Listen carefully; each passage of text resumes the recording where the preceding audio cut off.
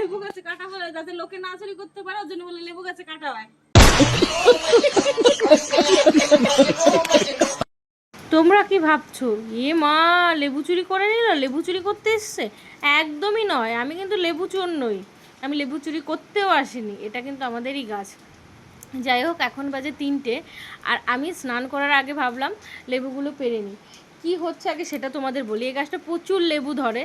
লেবুগুলো কি হচ্ছে, রোজ বিকেলে ঝরে যাচ্ছে কিংবা সন্ধ্যের পরে, পেকে গেছে যেহেতু, আর টানা বৃষ্টি হচ্ছে, যে লেবুগুলো যে ওখান থেকে কুড়িয়ে নিয়ে আসবো সেটাও হচ্ছে না। লাস্টে কি হচ্ছে, মাটিতে পড়ে থাকছে, বৃষ্টির জলে পেয়ে পুরো লেবুগুলো নষ্ট হয়ে যাচ্ছে।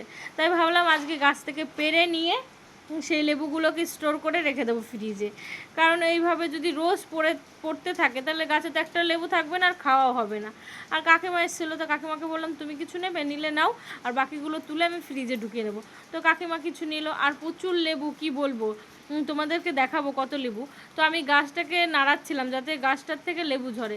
সত্যি কি নাড়ানো যায় লেবু গাছ? প্রত্যেকটা ডালে কাটা, কি করে নাড়াবো, মানে মাথায় আসছিল না, নাড়াতেও পারছিলাম না, ভয় লাগছিল যে কাটা ঢুকে যায় যদি।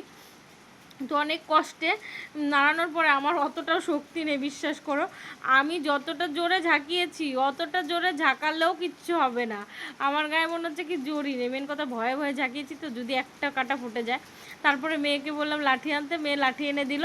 তো লাঠি দিয়ে যেগুলো সামনে দেখছি পেকে রয়েছে সেইগুলো একটু টোকা মারলেই পড়ে যাচ্ছে, কিন্তু উপরে যেগুলো আছে সেগুলো তার আমার কাম্য নয় যে উপরে গিয়ে একদম পেরে নিয়ে আসবো, আর অত বড় লাঠি নয়, আর আমিও মানুষটা অত বড় নই যে লেবু পাড়তে পারবো।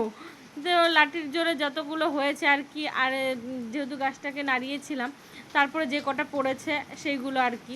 তো সব মিলিয়ে অনেকগুলোই হয়েছে দেখো, অনেকগুলো। তার আগে রাত্রে অনেকগুলো পড়েছিল, সেগুলো মেয়ে কুড়িয়ে ধুয়ে রেখেছে।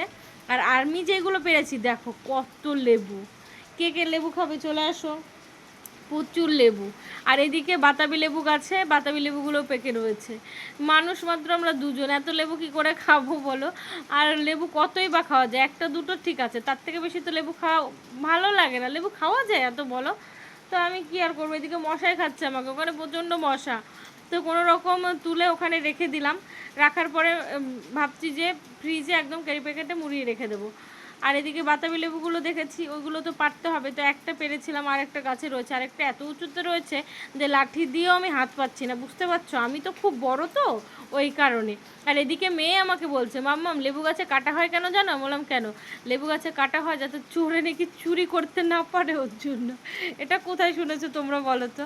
লেবু গাছে কাটা নাকি এর জন্য হয় যাতে চোরে চুরি করতে না পারে।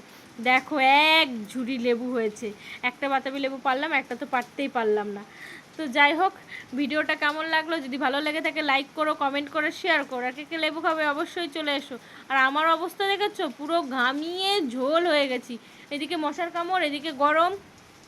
আর কাকিমাকে বলছি এই যে লেবুটা দেখছো, এটা তুমি আর পূর্বা একসাথে খেয়ে নেবে মাখা। আর কাকিমা মানে ওর দিদুন হয় সম্পর্কে, ও আর দিদুন দুজনে মিলে মাখিয়ে রোজ দুপুরবেলা লেবু খায়, একটা লেবুকে 2 দিন ধরে খায়, অর্ধেক আজকে খায়, কালকে অর্ধেক খায়। তো মামামকে বললাম এটা টেবিলে রেখে আসো, আমি স্নান করে একদম ফ্রেশ হয়ে তারপর ফ্রিজে রেখে দেবো। তো মামাম বলছে দেখবে আমি এক হাতে উঁচু করে পারবো। আমি বললাম এক হাতে উঁচু করতে হবে না, উঁচু করতে গিয়ে সব পড়ে যাবে। বলছে আমি বাহুবলী, আমাকে আর বাহুবলী করতে হবে না, যাও রেখে দিয়ে আসো। যাই হোক, ভিডিওটাই পর্যন্ত, ভালো লাগলে অবশ্যই লাইক করো, কমেন্ট করো আর শেয়ার করো।